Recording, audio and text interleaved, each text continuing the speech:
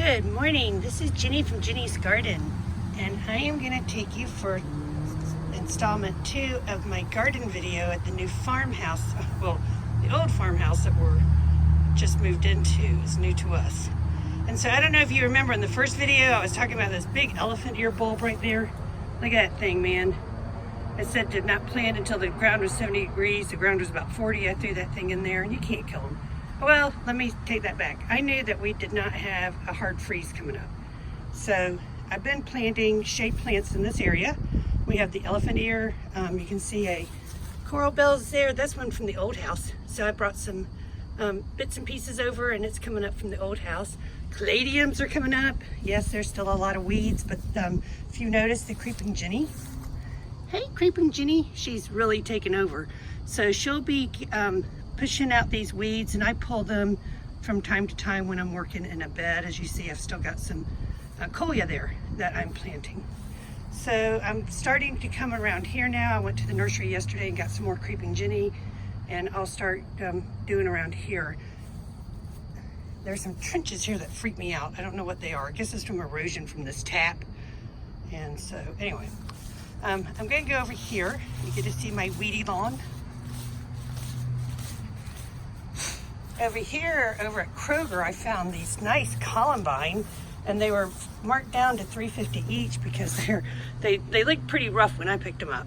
I've been watering them and taking care of them. Look at that flower. Aren't they beautiful? This is also a shade perennial. So we'll pop these in the ground. I'm going to put some creeping Jenny and start trying to take over this area. As you can see, I've got a lot of work to do. I've got some creeping Jenny there. I'm going to put some under here. So these Hosta were original to the house, and I'm just trying to get something around them for weed control. I'd rather do that than Roundup. So I started this bed right here. This bed is really tough because of where it sits and the overhang of the porch. So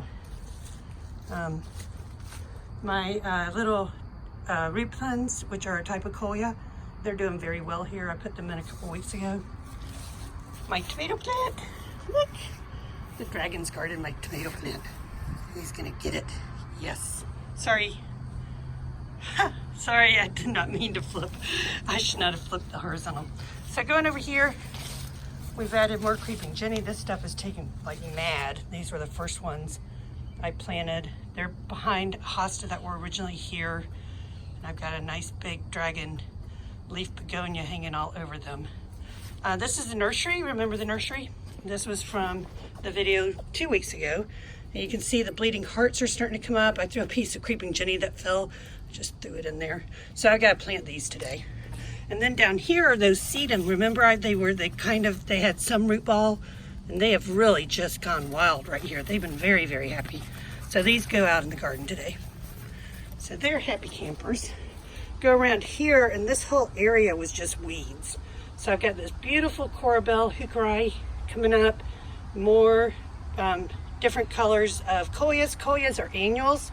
You can grow them very easily from seed. I was just lazy this year. I bought some flats of it, and it's just because I really don't know this area and how wet it gets and stuff like that. I bought this trailing tubular begonia. Isn't that cool? And this is a pot of just random flower seeds with a Guinea impatient in it. And I'm getting these cute little poppies. Hey, puppy. Puppy, puppy. And there's something funky coming up. Look at that thing. Nice. All right, and then we go around. All of this was weeds. So you can see it's really getting nice. Yes, I just bought some new plants. So we're gonna go up here. And this plant is not doing so great for me. One thing, there's a snake hole around here, so every time I come out here, I yell, snake, snake, snake. It's plugged in now, so hopefully snake is gone once it saw me. But this heucheri is not doing too great. I think it's lack of water, so I've been adding a little extra water to it, trying to get it up. Lobelia is going great. There's the bird nest. We had to let the plant die so the birds could live. That's more important to us. And got more creeping Jenny taking off like mad. This bed was just kind of a blank bed. I added this, oh gosh, I gotta look at the name of it. Palladium. So that is blooming like mad. It loves it here. Lavender's happy. I've got some creeping sweet potato vine. And I'm going to put that down to help crowd out the weeds again, because this thing will go mad all summer. And this is one of my bird feeders that the raccoons got to last night, so they like to bend them. This thing I am so pleased with. Let me get the name again, because I don't want to mess it up. Lupine, right? Yeah, Lupine Gallery Yellow. And what happened just by chance, I did not know this was going to do this, sorry for finger, but look how the sunflower and the lupine both have the same colors, and they're bracketing the arbor for, the trellis for the mandevilla vine. So that was a quite happy circumstance, which happens in the garden, right? So there's my mandevilla vine. It's not doing as fast as I thought it would. I need to come out here and maybe give it some shots of something. And then, I planted the sedum in here. It's kind of taken its time to get going. Some of it's good. We've got some daisies. I'm going to be adding this dianthus. One thing, dianthus smells like cinnamon. It is so wonderfully, and it's another great thick ground cover. So if you have something like thrift or, well, thrift is the most one thing that I can really compare it to, and the density of the ground cover. So I'm going to be putting that out here to help beat these weeds. And my whole plan is to get this bed to attach to the sidewalk over there, so that we don't have to worry about the mower coming way over here, or the mower having to get in this general area. So I just want the mower to sweep across that way. So I'm trying to make a buffer between the house and the mower.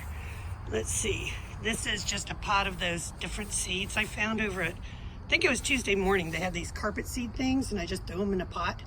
And look how great they did. I've got all kinds of cool little flowers coming up. Let's go over here. Things are really shaping up. The shed is built, and it's full of our stuff. In fact, I'm going to take a quick look.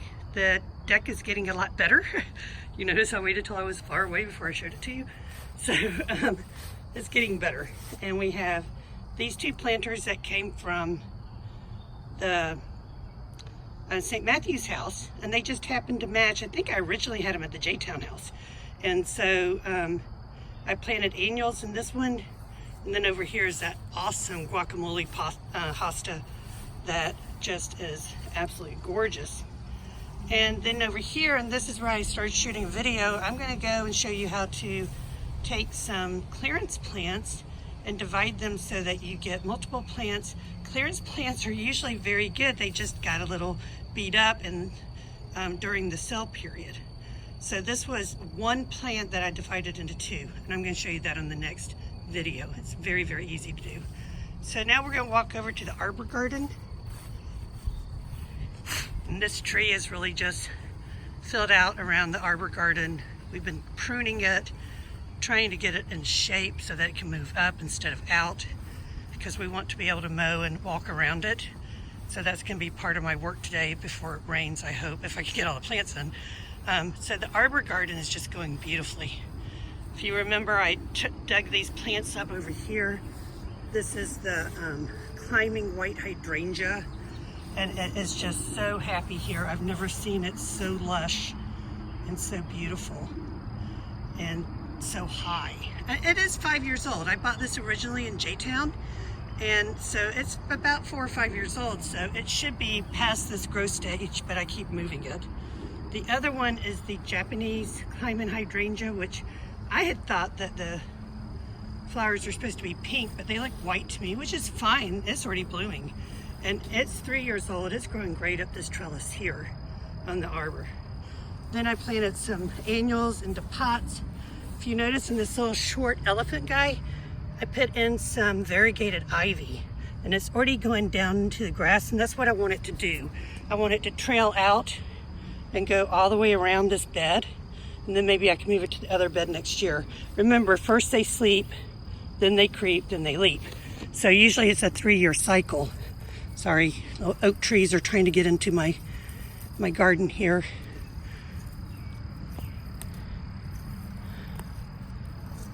Okay, sorry. I know I shouldn't do that.